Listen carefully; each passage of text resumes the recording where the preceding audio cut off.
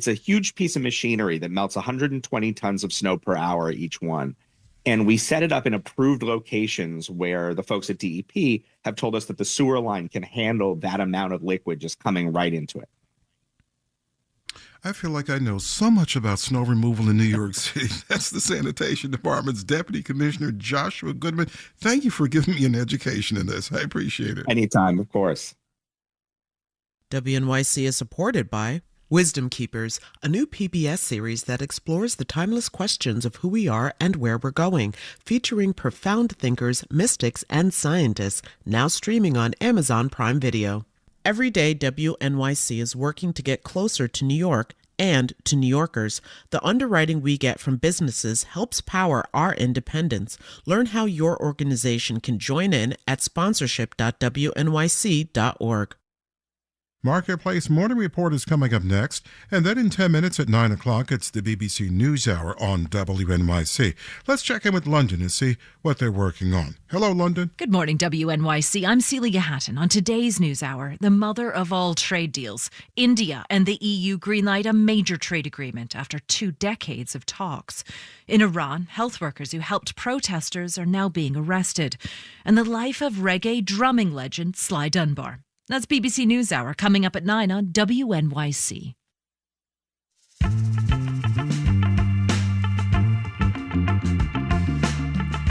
It is a cold Tuesday morning, mid-teens with sunshine. More clouds today, a high near 19, but feeling way colder than that with those strong winds. And then tonight, feeling as cold as 6 below. The National Weather Service issuing a cold weather advisory, severe weather advisory as well. Tomorrow, Thursday and Friday, high temperatures, around 20 degrees or so. It's going to be cold.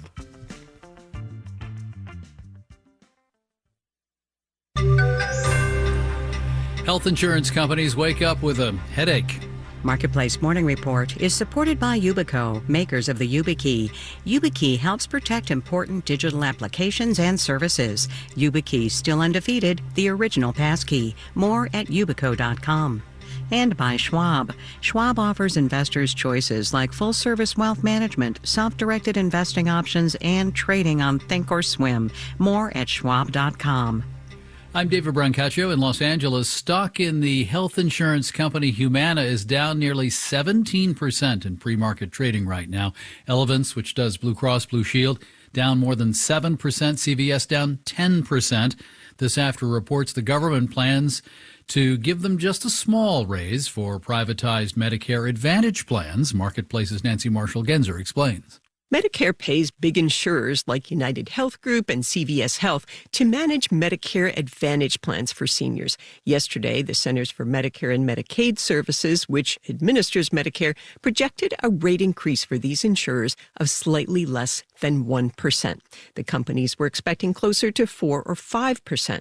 The government is trying to crack down on companies that read patients' medical charts and conclude they have additional illnesses. Insurers are paid more when patients are sicker. Now, Medicare wants to change that, only paying for new illnesses diagnosed during a visit to a doctor's office. The Centers for Medicare and Medicaid Services says it's trying to limit growing unnecessary costs from, quote, coding practices that do not lead to better quality coverage. It'll finalize new rates by this April. The trade group America's Health Insurance Plan says the proposed low rate could result in benefit cuts and higher costs for seniors. I'm Nancy Marshall-Genzer for Marketplace. Given this, United Health stock is down 16% pre-market. This despite reporting quarterly profits this morning that beat expectations. We don't expect U.S. central bankers to lower interest rates when they meet this week. The Fed starts the meeting today, and its briefing on inflation, jobs, and growth comes about after lunch, Eastern time tomorrow. Dow futures are down 0.5%. S&P futures the other way up 0.2%. NASDAQ futures up 0.6%. 5.3 million people have not made a student loan payment in a year, part of the legacy of pandemic-era policies to ease loan repayment. The plan had been for the government to resume grabbing paychecks and tax refunds for those in default, but we continue to cover the Trump administration's recent about-face on this. The wage and tax garnishments have been suspended. But for how long? Betsy Mayotte is founder and president of the Institute of Student Loan Advisors. She spoke with our podcast, Make Me Smart. I want to emphasize that I do think this is a temporary reprieve. I would not be surprised if they started doing it again, either after July 1st, when a lot of the HR1 provisions come into play, or after midterms. Changes to the student loan system were promised in the big tax and spending law from last summer and are evolving at the moment. For more on what's to come for student loans, check out Marketplace's Make Me Smart. Marketplace.org has the audio. Marketplace Morning Report is supported by Ninja One, the Ninja One unified IT operations platform used by 35,000 customers in over 140 countries with solutions to support IT resilience and operational efficiency. Unify IT, simplify work. NinjaOne.com. And by Mercury. Mercury offers banking and financial software to help businesses do more in one place.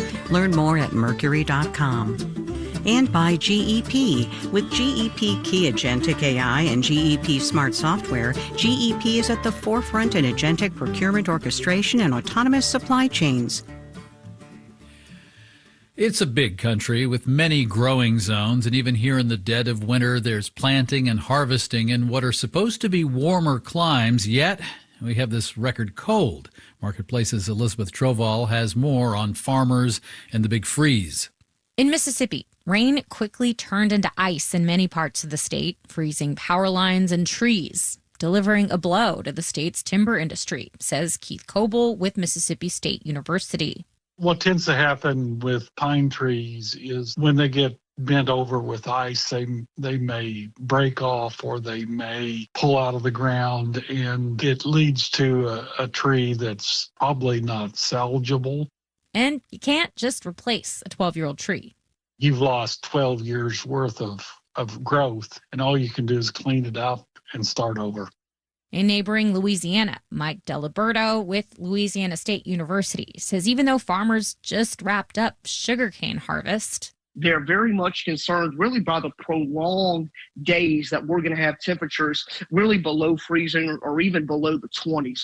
Because you can harvest sugarcane several times, but not if the root freezes beyond repair.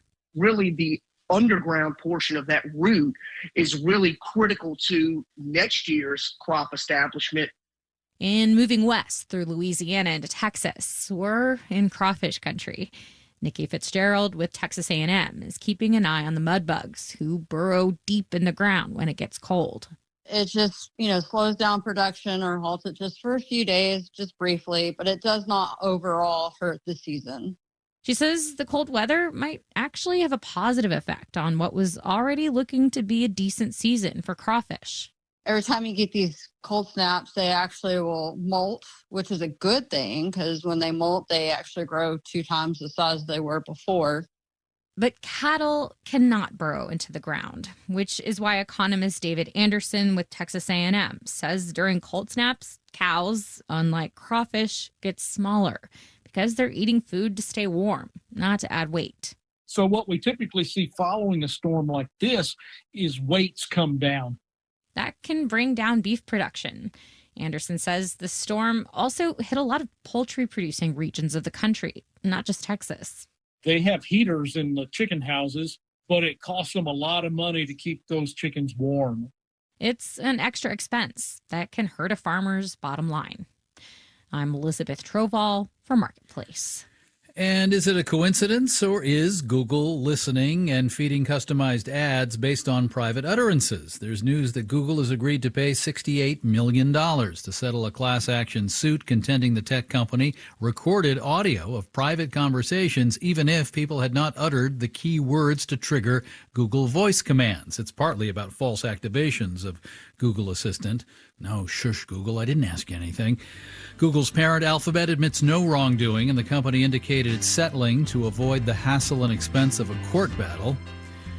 In Los Angeles, I'm David Brancaccio. It's the Marketplace Morning Report. From APM, American Public Media. WNYC